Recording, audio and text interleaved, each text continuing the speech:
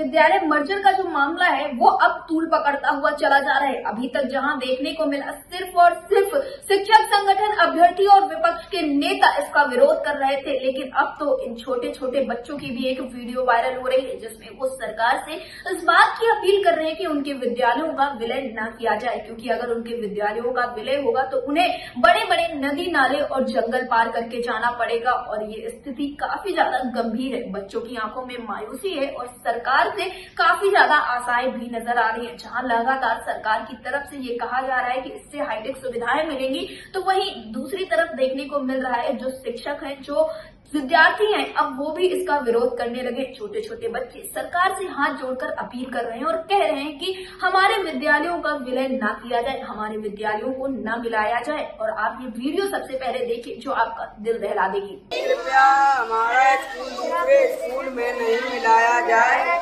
क्योंकि दूसरा school 3 kilometre से भी ज्यादा है और रास्ते में जंगल है।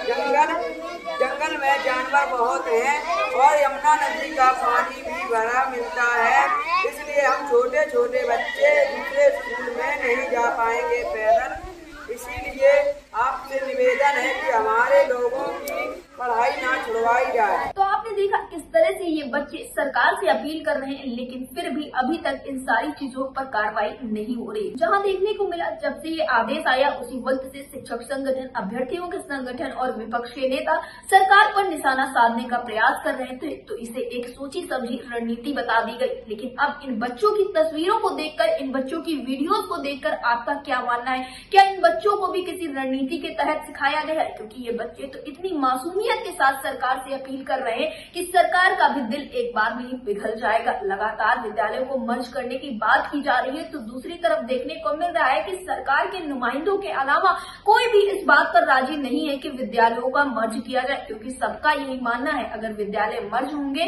तो बहुत सारी समस्याएं आएंगी। सबसे बड़ी समस्या ये होगी कि विद्यार्थी कैसे विद्यालय तक जाएंगे। जो 5-5, 6-6 साल के बच्चे उसी गाँव में रह के विद्यालय नहीं जाते, वो 1.5 से 2 किलोमीटर का रास्ता कैसे तय करेंगे? और इन्हीं में बच्चों का ये कहना है कि सर अगर हम विद्यालय जाएंगे तो रास्ते में बड़े जंगल, बड़े नाले और नदियां पड़ेंगी, तो हम ऐसे में विद्यालय कैसे पहुंच पाएंगे? फिलहाल आपने जो अभी वीडियो देखा है, ये वीडियो औरैया जिले का बताया जा रहा है। ये कहा जा रहा है कि औरैया के एक बेसिक शिक्षा स्कूल का है, जहां पर विद्यार्थी सरकार से बहुत ही आशाओं के साथ उनसे अपील कर रहे हैं और कह रहे हैं कि विद्यालयों को मर्ज न किया जाए। लेकिन अब देखने वाली बात वो ये होगी कि जहाँ अभ्यर्थी, शिक्षक और विद्यार्थी सभी इसका विरोध कर रहे हैं, तो इस पर सरकार क्या कुछ रुख अपनाती है? सरकार किस तरह से इन सारी चीजों को देखती है? सरकार क्या इन विद्यार्थियों की बातों को समझेगी या फिर अब भी विद्यालयों को मर्ज किया जाएगा?